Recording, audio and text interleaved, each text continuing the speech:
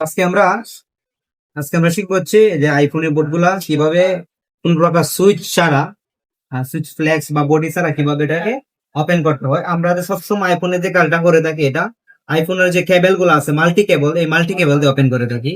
তো এখানে দেখা যায় অনেকে এই মাল্টি কেবল গুলো অনেকের কাছে থাকে না বা অ্যাভেলেবেল সবসময় পাওয়া যায় না।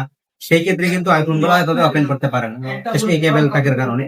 তো এই কেবল দিয়ে কিভাবে আইফোনের মাদারবোর্ড গুলো, আইফোনের কেবল গুলো কিভাবে খুব সুন্দর ওপেন করা যায় এটা দেখবো। এটার জন্য আমরা প্রথমে ভোল্টেজ এম্পিয়ার সেট করবো। আপনারা জানেন কোন জায়গায় কত ভোল্টেজ এম্পিয়ার দিতে হয়।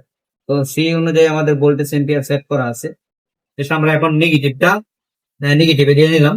আর এই যে পজিটিভটা আছে, এই পজিটিভটা আমরা পজিটিভ প্রান্তের মধ্যে ধরবো। এই যে পজিটিভ প্রান্তের মধ্যে ধরলাম,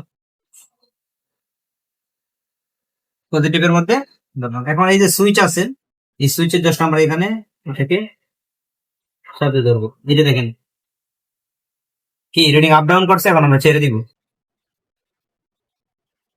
রিডিং কি আপ ডাউন করতে হবে, আপ ডাউন করে এই যে দেখেন সেট চালু হয়েছে। আপনার 1000 প্লাস রিডিং উঠছে কিনা?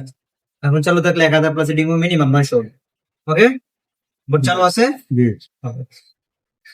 বাকিগুলো আপনি